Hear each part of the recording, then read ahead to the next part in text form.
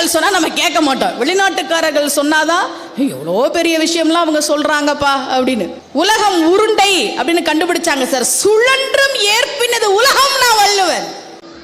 அறிவியல் கடவுளை ஏத்துக்கல, சரியா, ஏத்துக்கல. ஆனா பிரபஞ்சம் யூனிவர்ஸ்னு ஒண்ணு இருக்குன்றத அறிவியல் ஏத்துக்குது, சரியா.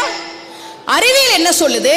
நிலம், நீர், காற்று, நெருப்பு, ஆகாயம், இது 5ம் சேர்ந்த பிரபஞ்சம் நீ என்ன கேட்டாலும் கொடுக்கும்னு சொல்லுது. இதுதானே அறிவியல் சொல்றது. நீங்க யூனிவர்ஸ் கிட்ட ஒரு விஷயம் கேட்டீங்கன்னா நடக்கும். சத்தியமா நடக்கும் சார், சத்தியமா நடக்கும். உங்களோட ஆழ் மனசுல திரும்ப திரும்ப திரும்ப திரும்ப ஒரு விஷயத்தை நீங்கள் கேட்டால் பிரபஞ்சம் அதை உங்கள் காலடியில் கொண்டு வந்து போடும். நம்புங்க. எண்ணியே எண்ணியாங்கு எய்துவர்ங்கிறார் வள்ளுவர். நீ நினைச்சது நடக்கும். ஆன்மீகத்தில் அதை நம்ம முன்னோர்கள் எப்படி வச்சிருக்காங்க தெரியுமா? பஞ்சபூத தலங்கள்னே வச்சிருக்காங்க தமிழ்நாட்டில். இப்போ நீங்கள் கோவிலுக்கு போறீங்கன்னா கோபுரத்தை பார்த்து கையெடுத்து கும்பிடுறீங்கல்ல, ஆகாயத்தை பார்க்குறீங்க.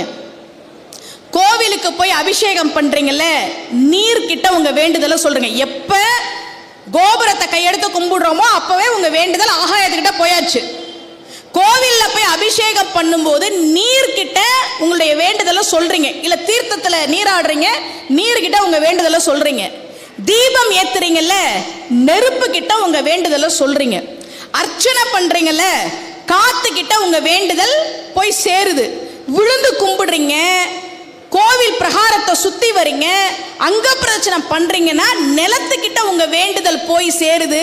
இன்னைக்கு அறிவியல் சொல்லுது பிரபஞ்சம், யூனிவர்ஸ், நிலம், நீர், காற்று, நெருப்பு சேர்ந்த இந்த பிரபஞ்சம் நீ கேட்டதை கொடுக்கும் அறிவியல் சொல்லுது.